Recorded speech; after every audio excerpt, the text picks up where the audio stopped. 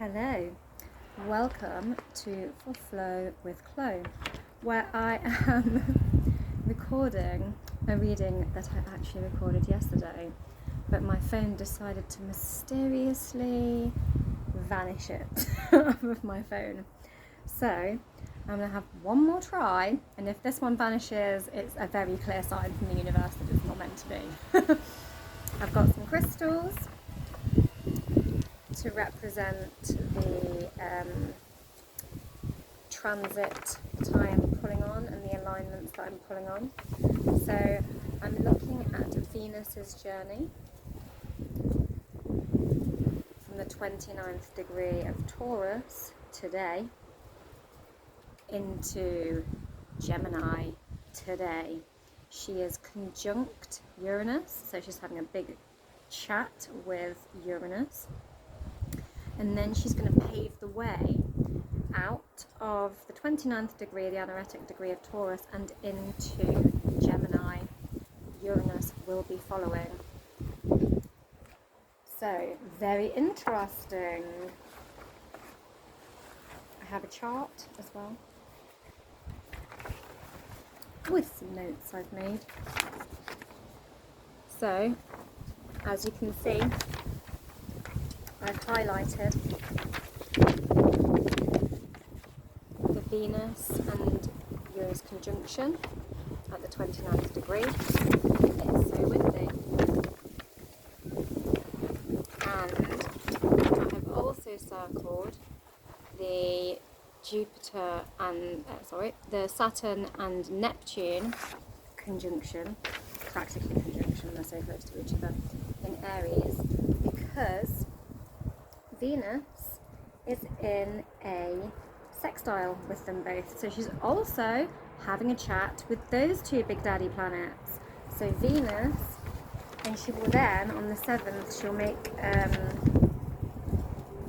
she's in a bit of a trine at the moment, but she'll make a direct trine on the 7th to Pluto in Aquarius. So our little girl Venus, planet of love and feelings and personal relationships and money, we like that. She's on a bit of a quest to get what she wants, get some, solidify what it is that she wants for herself by having a chat and taking on the big daddies of the universe. Oh, the guidebook's left me a card. It's the 3 of Air. Interesting.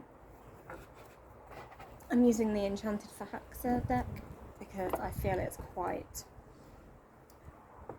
divine feminine, so Venus-y, in that there's no male rulership in the deck. It says it's genderless, but there are queens in it. But there are no male rulers. It just doesn't have a king. It has an elder, and for example, the Justice card is not one overseeing power. It's a collective, which is very Uranian. Uranus is all about the collective. I think with cosmic consciousness, and it's the higher octave of Mercury.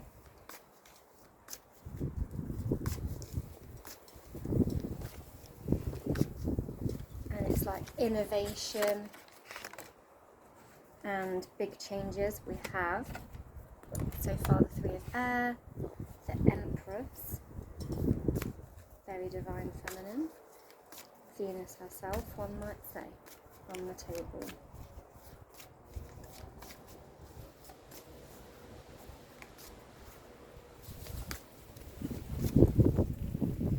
I think, taking on the big daddies of the solar system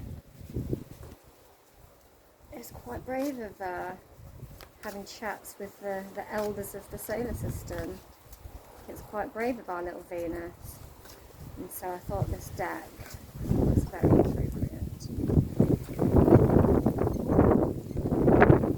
So at 1:45 today, the Page of Earth as well.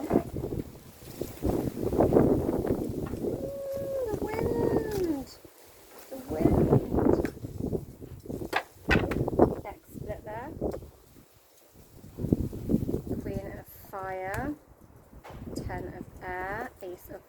water it's revealing. Page of air also.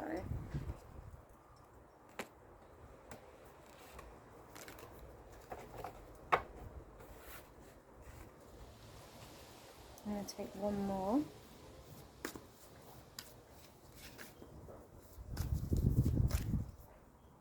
That one was quite active.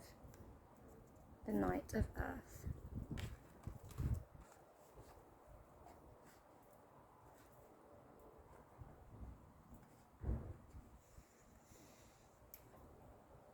So, we have the Three of Air, which is a bit of a triangulation. It's a place of past pain, it's past wounding.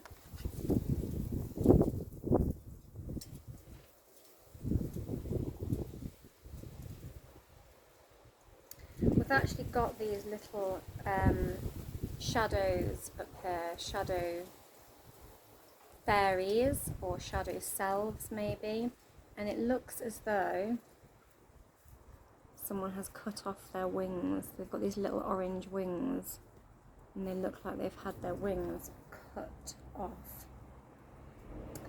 And then the woman down here is bleeding, so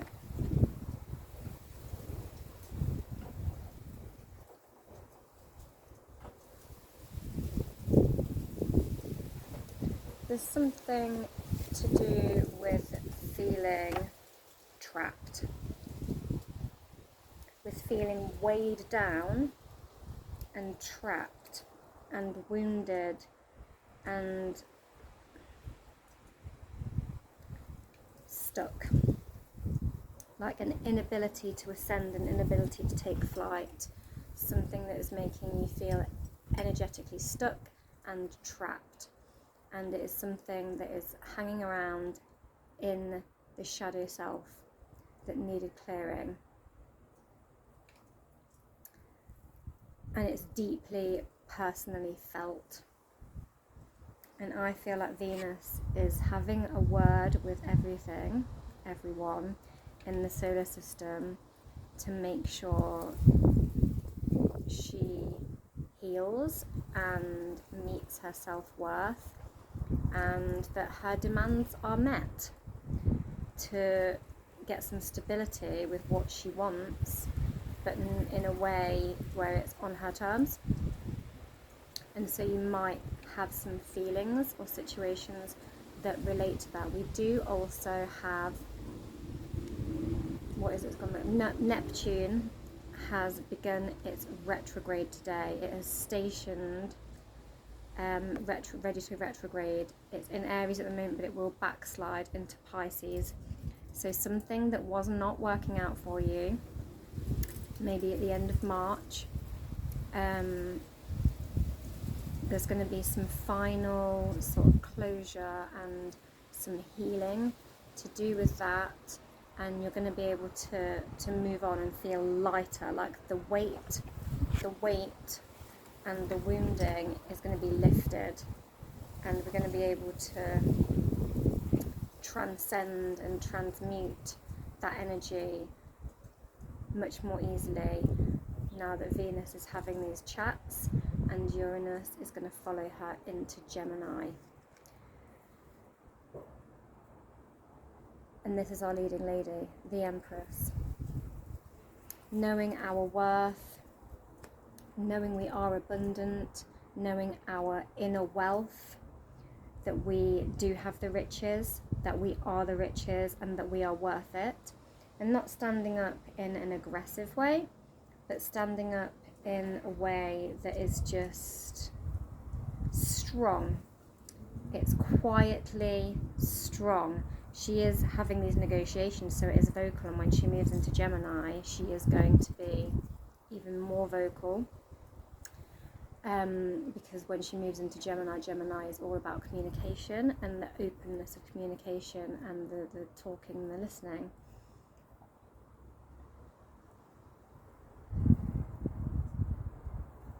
And just knowing that you can grow from this, or you have grown from this, from this place, this dark shadow world where you've had your wings clipped, essentially, to put it in a nice way. That's a bit brutal on that card, but we then get the Page of Earth.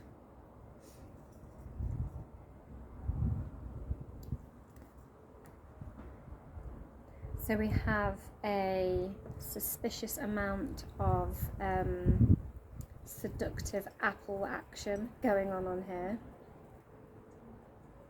She has got a pair of little horns as well. So this is about wanting to grow. The Page of Earth is like, I've got this one thing, I want to make more of it, and I'm ready. I'm ready to, you know, I'm on my first rung of the ladder towards this growth, and I want the rest of them apples.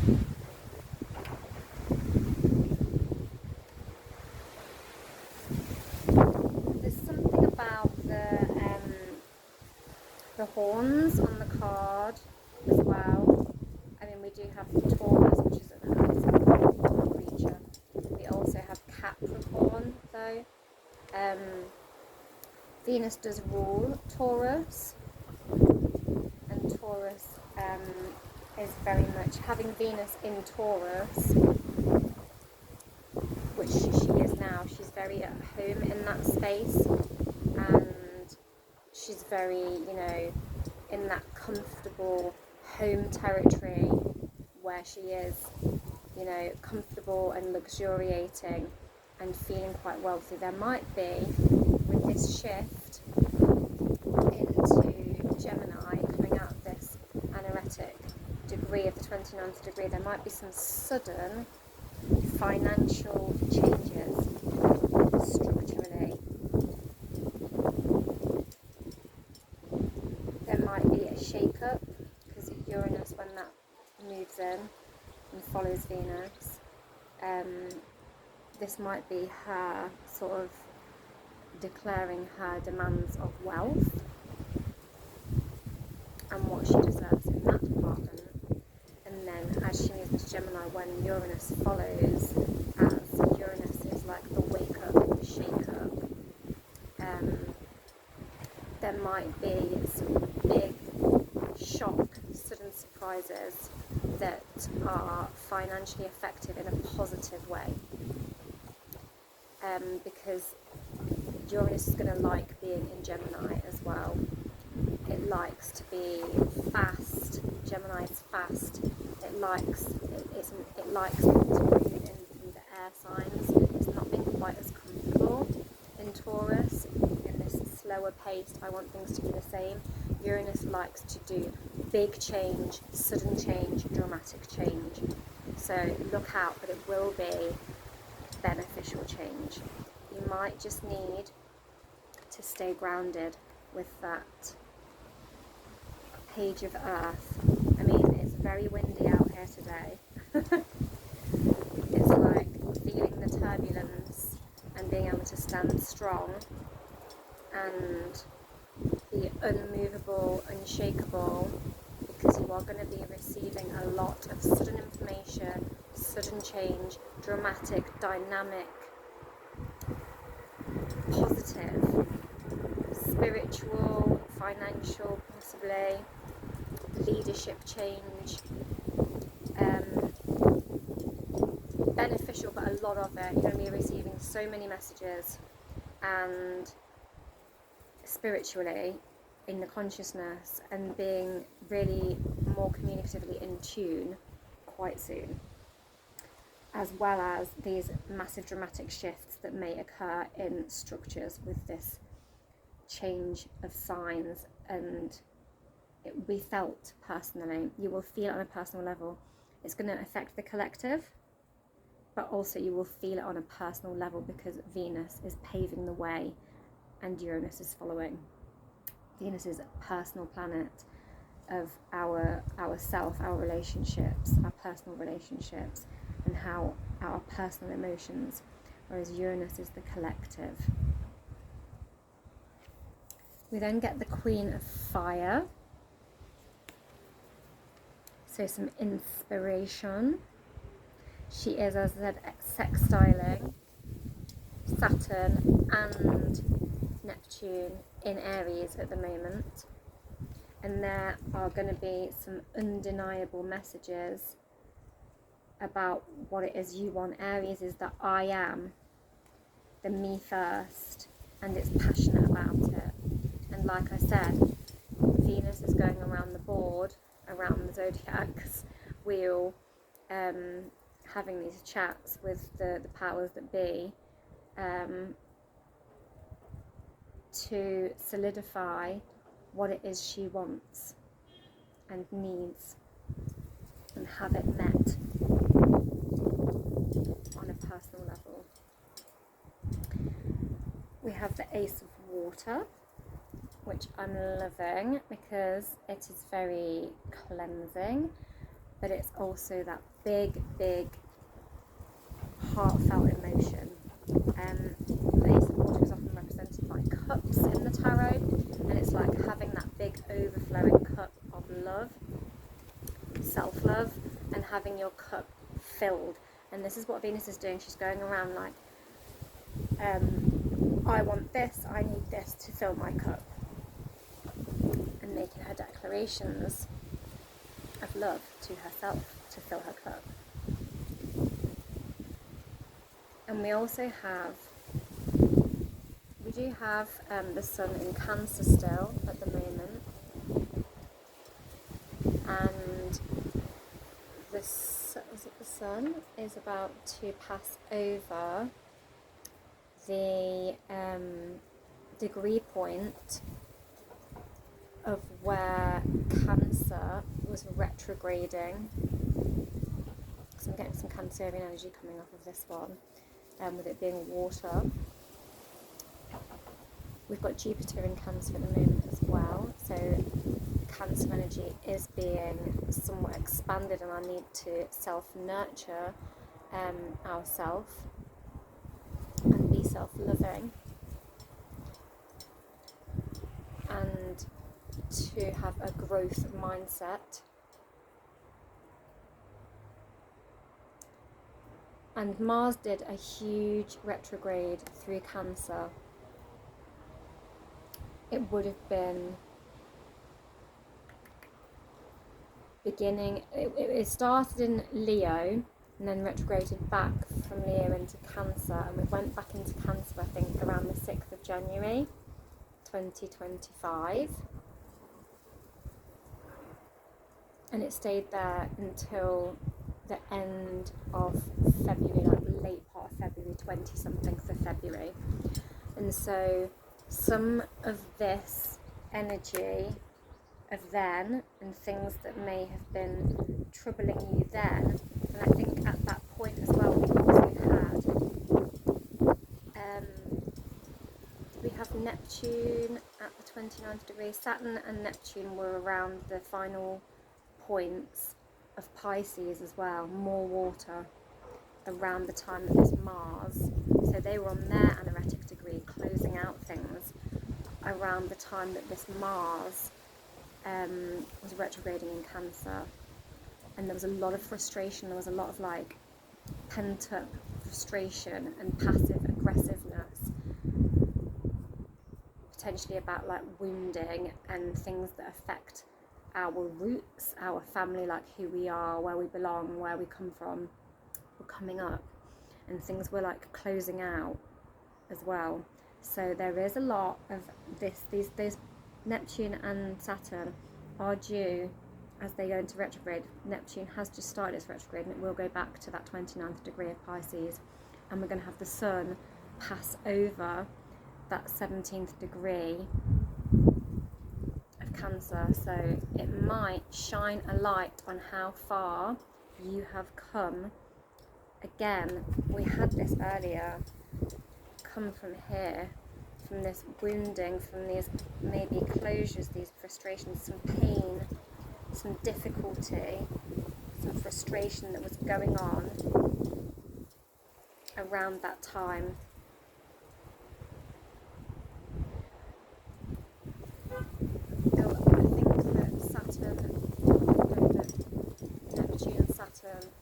on their 29th degree situation at the end of March.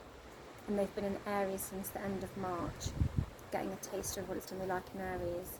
So things from the first part of the year, looking at what didn't work then and how far you've come from that point, and how maybe now you are in a place to shift those energies, realise how you have transformed those energies, and realise that something you thought you could not have then, that you can have now. Jupiter is in Cancer as well, and it's expanding that self-love, self-nurture, self-growth, healing feeling. And I feel it's cards blowing away. I feel like it's going to really heal some parts of you that were struggling around that time. Let me go and get that card.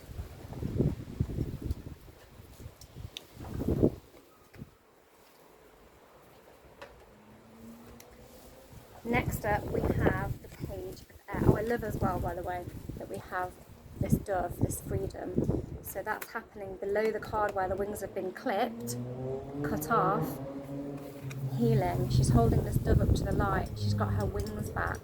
She can take flight, and you know, it's going up into the heavens. It's elevated.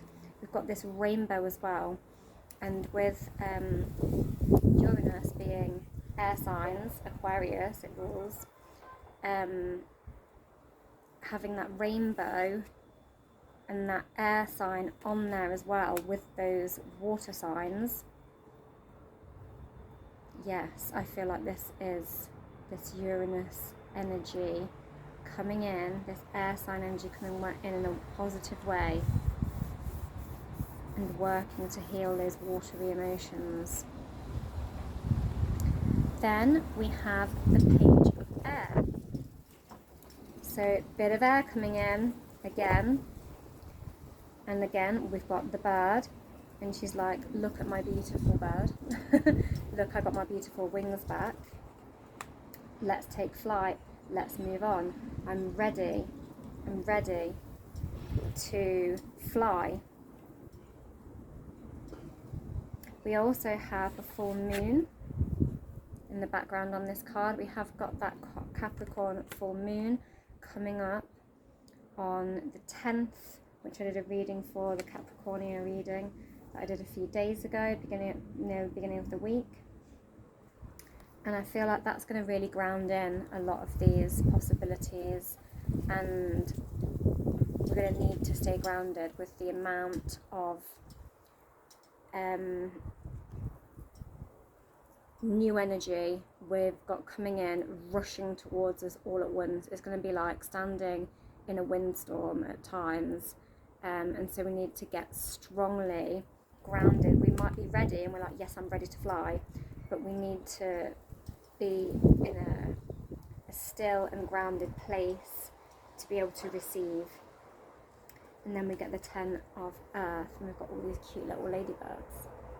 Ladybird, ladybird, fly away home. They are winged creatures again, and associated with luck a lot as well. You also have the bees on there, and the 10 of Earth is like when you have made it. It's like, I've got it all. So we have the Page of Earth here, I want it all, at the starting point, and it's like, I've got it all. So we've come all the way from the 1 to the 10. And we've got our abundance. We've got so much earth on the table as well that we definitely need to ground in. There's a card left. Ooh. There's quite a few cards left for itself behind. Picked up the deck. I was going to take a few more, but it's given me them. Got the Knight of Fire, our passion, the 9 of Earth, and the Ace of Air.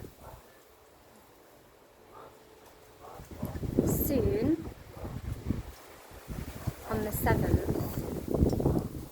Venus is going to be having that conversation directly with Pluto. And Pluto is transformational. It rules Scorpio, which is quite, it's water, but it's also fiery at the same time. It has part rulership Mars, part rulership Pluto. And cards just keep flowing around everywhere. This one as well, it wants the Fool as a new beginning in it. But I feel like this is going to be as ascending. We've fought off the little dragons, the demons that we had at the beginning of the reading, and we're ready to transcend. Pluto is the higher octave of Mars, and it's like the phoenix rising.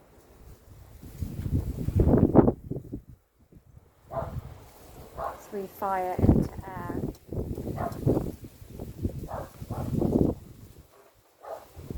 This is going to be like a cosmic ascension.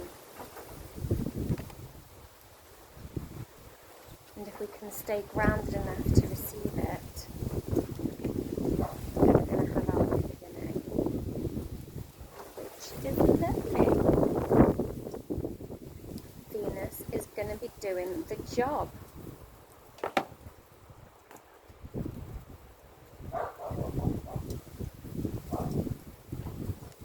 I'm tempted just to take a few from the Unfolding Path because it's my new deck and I love it. Oh, there's a card with the guidebook, as there keeps being. Neptune retrograde is what I'm getting off that. The Hanged Man is very Neptunian. And to hang still in stasis like this is that it's stationing retrograde today, and that's come out on top of the Night of Fire. It started retrograde. My God, hold on to your stuff. There's extreme turbulence on the table.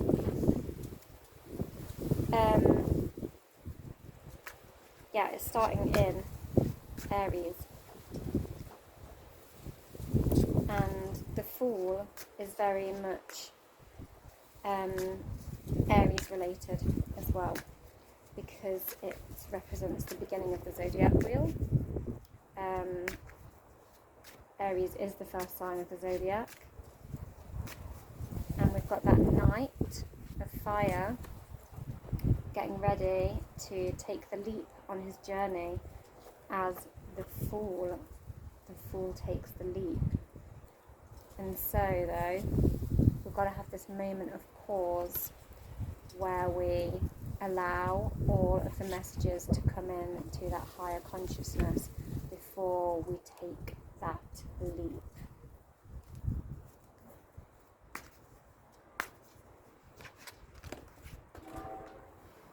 Where's that from? The Emperor. Standing in our power in a balanced way. Of the butterfly fluttering around. They keep following me everywhere. There was one trapped in my kitchen this morning and I released it. Pretty little things. More air sign vibes. The wind, the butterflies. We're shifting. She's shifting at exactly 1:45. Let me just check.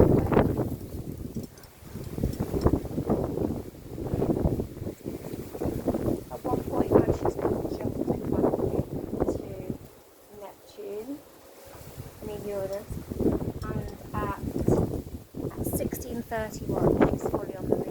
I feel like we have liftoff right now. I feel like it's happening. She's shifting into Gemini as we speak. Well, almost. She's getting ready. Yeah. And this is like standing in our power. The Emperor rides the chariot and stops it from going in that direction or that direction. He stays strong. He makes the choice. He's all 4 elements of the minor arcana. He's all the kings from the different suits. He's the fire, the cups, like the wands, the cups, the swords, and the pentacles. So it's mastering our energy. And I see it's representing that conversation she is having. Because the Emperor also has associations with Aries. I see that as these big daddy planets, Neptune and Aries, is really on the table. She's got him, she's sextiling him while he's taking his pause. Interesting. And we also get the Queen.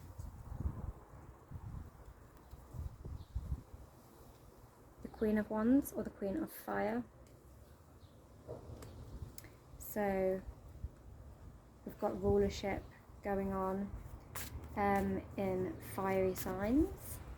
Again, Saturn and Neptune are in fire signs, and she is having her sextile chat with them. I'm drawn to the lions on there though, and we do also have Mars in Virgo at the moment. We also have the Queen of Swords. Moon is still in Libra today. So we're going to get clarity.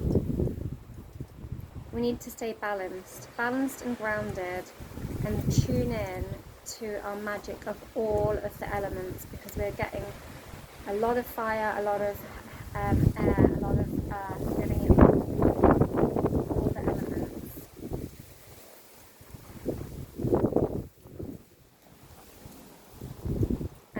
And lots of court cards, lots and lots of empresses and kings and emperors and queens. And so it's all about these big conversations between the big rulerships, the big leaderships. And then on the bottom of the deck we've got the World, completion. It's about this conversation going back and completing. The big planets are going back and retrograding and completing things that were left undone, unsaid at the beginning of the year, incomplete, wounding, and things we've not healed from still. And Venus is guiding our way through it to personally heal us, and having those chats with all of those rulership planets to help us integrate this on a personal level, to guide us on our personal journey through this, and bring all those messages to be deeply felt and deeply integrated, so that we can stand in our sovereignty. We've got all those court cards, all the Empress, the Emperor, divine counterparts, to come back into right relationship with ourselves, back into right relationship with our sovereignty, and to rise, to stand strong and grounded, ready to receive and ready to rule ourselves, and really step into our own personal power. So I'm going to stop pulling from the decks there. I'm just going to pop this one back in here so that it will blow across the table again. I'm going to go for some Love Goddess Oracle. Goddess of Love Oracle. I'm Lindy Andrew, because Venus, goddess of love. Let's see what they've got to say today.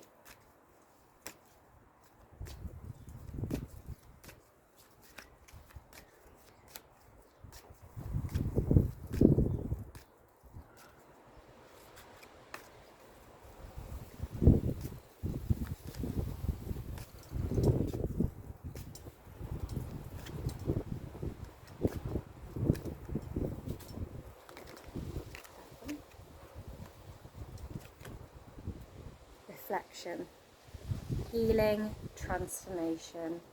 What have I been saying?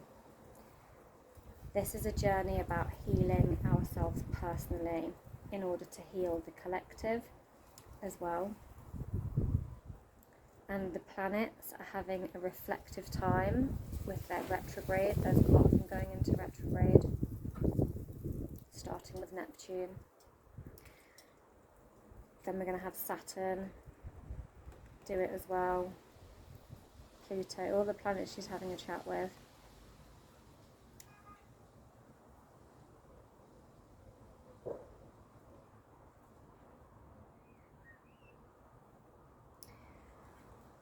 And we've got all this growth coming up out of the head.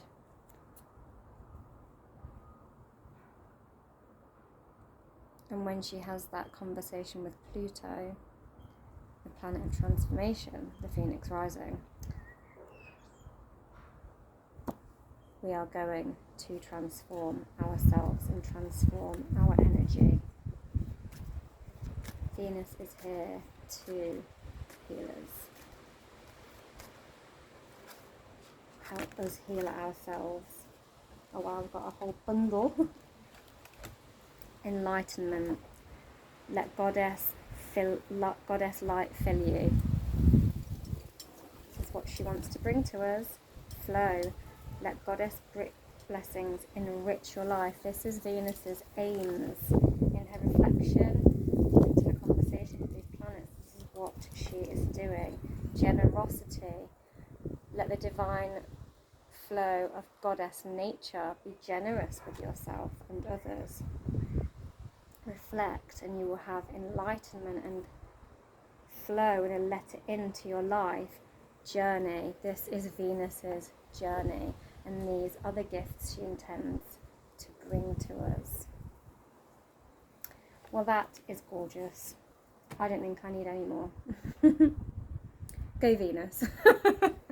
Come on, gal.